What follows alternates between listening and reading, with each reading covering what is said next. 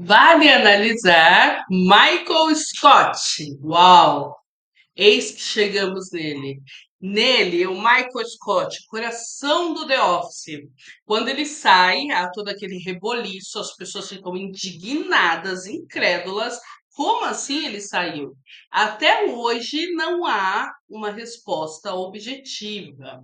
O que há, mesmo ele explicando, até hoje a gente não aceita essa resposta que foi trazida, que ele saiu porque esqueceram de fazer a renovação do contrato, ele saiu porque chegou a hora de ter uma dinâmica, uma mudança na série, enfim. Eu não sei vocês, mas as crianças estão gritando aqui. Eu estou gravando no domingo, eu gosto de gravar no domingo. E as crianças estão gritando na rua, então se você escutar grito, beleza, tá bom? Não se assuste, porque não é aqui dentro, é lá fora, elas brincando e não há nada ruim, tá? Então vamos lá. Olha que interessante. O Michael Scott, eu acho que a série de The Office, eu acho.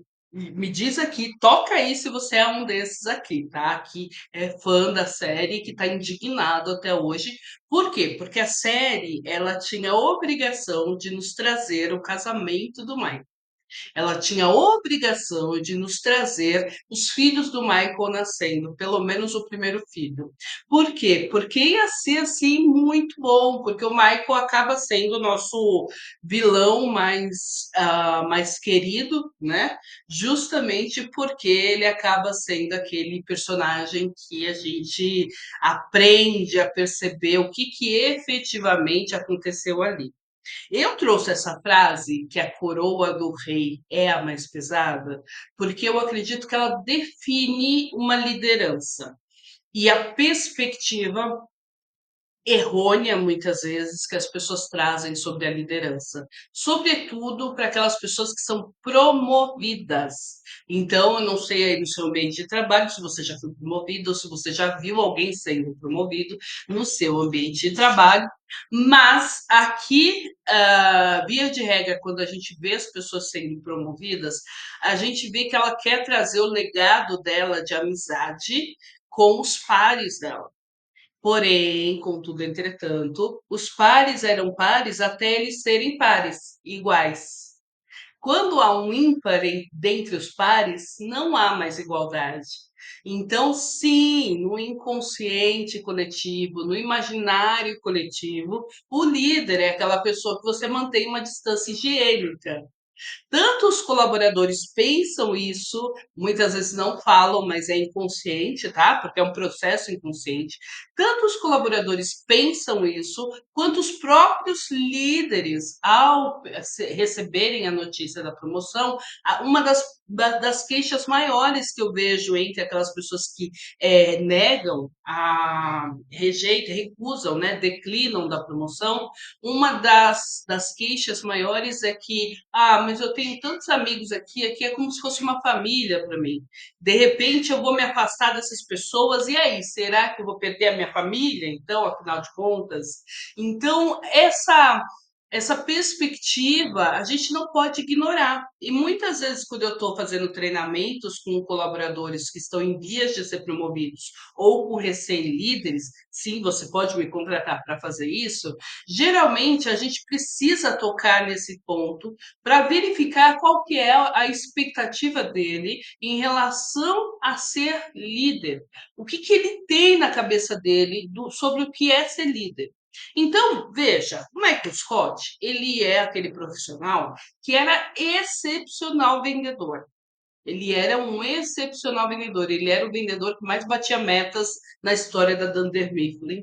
Ele trabalhou ali muitos anos, batendo metas, cumprindo horário, fazendo o trabalho dele certinho, e ele ia ali desenrolando. Porém, em determinado momento, o chefe, o líder dele sai e ele é promovido. Contudo, gente, cuidado, não se levou em consideração o perfil, a personalidade dele. E a personalidade dele é de uma pessoa extremamente carente. de uma pessoa que quer realmente essa ideia de família ali entre ele e os colaboradores.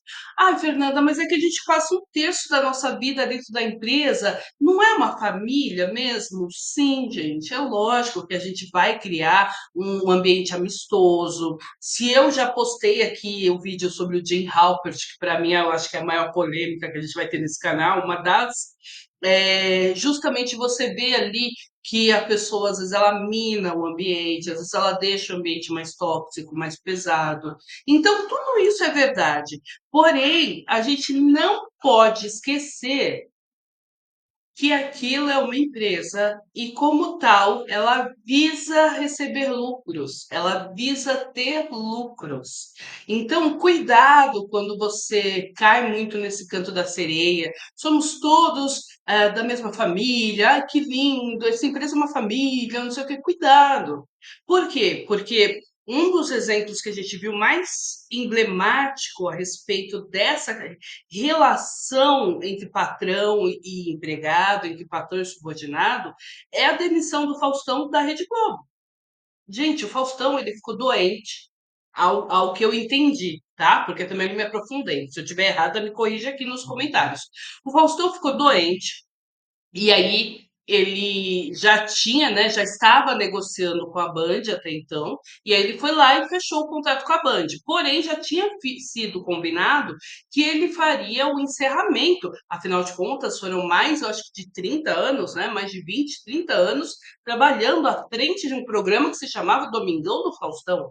Até hoje eu não assisti esse Domingão do Luciano Huck, nem sei se é ele mesmo que continua até hoje, nunca assisti, mas quando eu penso em programa dominical, eu penso em Domingo Legal, com o Gugu, e Domingão do Faustão. Mas isso é porque eu sou cringe, né? Sou daquela época.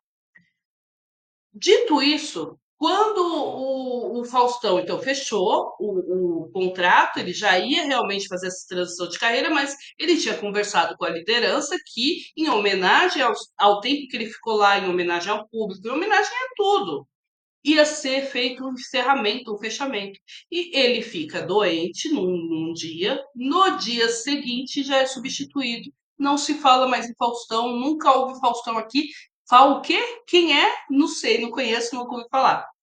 Se essa não é a prova cabal do que é o capitalismo, do que é a relação empresarial, que não é sadia, tá? Não estou falando que isso é positivo, não, tô falando que isso é bem negativo.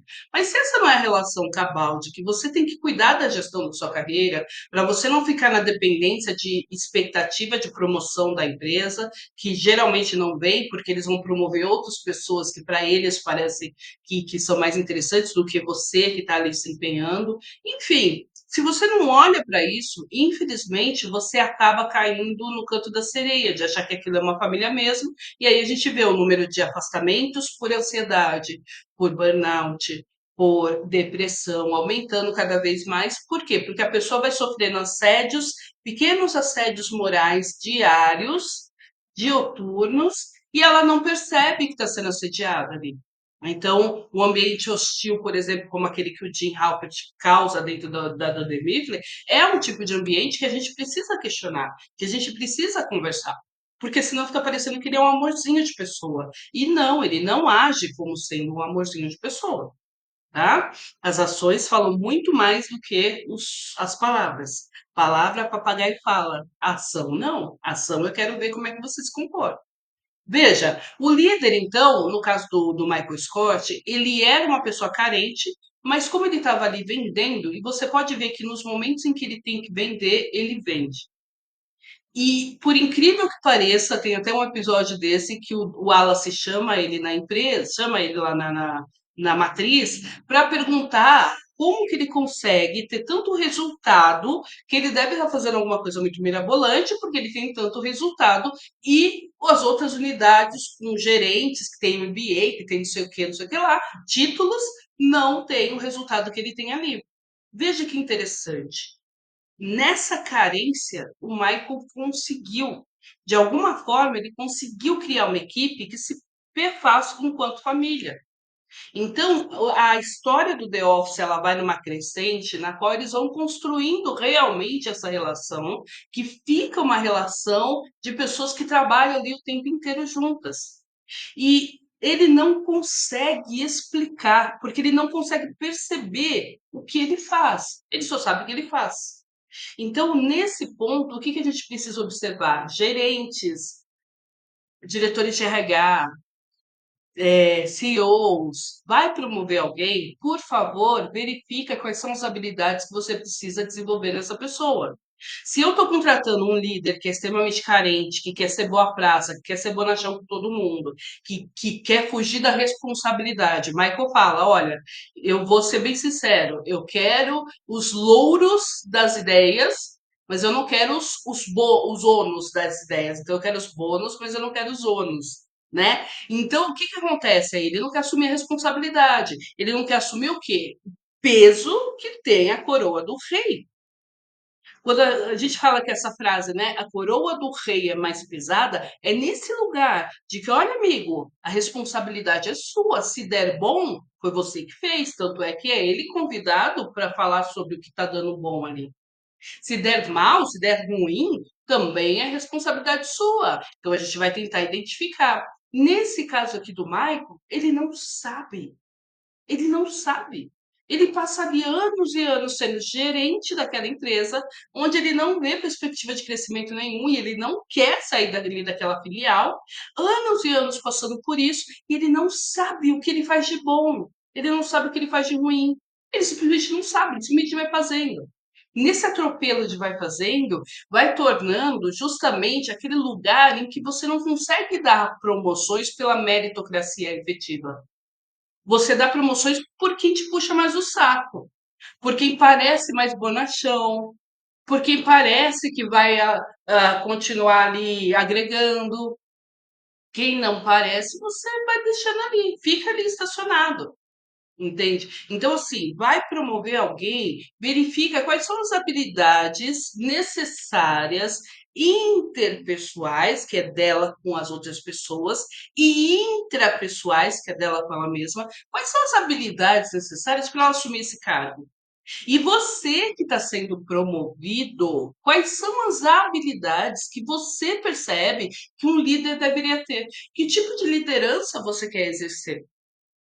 Se for aquela liderança do Dwight, eu mando, todos me obedecem, eu sou o rei daqui. Então tira essa ideia da cabeça, porque isso é bobagem, tá? Isso não existe. Se essa liderança do Michael de todos são meus filhos e eu que alimento e eu que mantenho, eles têm que manter, ficar embaixo da minha asa, também tira essa fantasia. Porque isso, os dois polos, né? Ou aquele que quer ser autocrático, que quer mandar, decidir, ou aquele que quer carente, que quer ficar servindo, que quer ficar ajudando, que quer ser um pai da equipe, ambos estão errados. Há um lugar aqui no meio. É sobre esse lugar no meio que você precisa desenvolver suas habilidades para ser promovido e precisa você, gestor, contratar pessoas, e aí me contrata para desenvolver as habilidades da equipe, das pessoas da equipe que podem ser promovidas, tá? No mais, The Office é uma das minhas séries preferidas, quando eu quero assim relaxar, sem pensar em nada, tô aqui cansadona, não quero ler, não quero fazer mais nada, só quero desligar o cérebro mesmo, eu ligo no The Office porque eu sei que é risada garantida. Politicamente incorreto, tá? Porque as piadas ali não são piadas legais, mas faz a gente desopilar, faz a gente relaxar, a gente dar risada, enfim. Me conta aqui, qual é o seu personagem favorito do The Office? Se inscreve no canal, dá pra ver que você tá me assistindo, não tá curtindo e não tá assistindo, não tá se inscrevendo no canal. Por que tu fazes isso comigo? Eu sou carente também, por favor, ajuda eu. Compartilha esse vídeo para as pessoas que você sabe que estão em processos de crescimento aí, estão em chances de serem promovidas e que ainda não se tocaram que a empresa visa lucro, visa money, grana, e que precisa fazer o possível e o impossível para assumir a gestão da sua carreira, ok? Reverbera comigo. Obrigada! Beijo, gente. Vale analisar. Me conta aqui qual outra série ou programa que você quer que você gostaria que eu falasse, e a gente vai gravando também, tá bom? Beijo, tchau.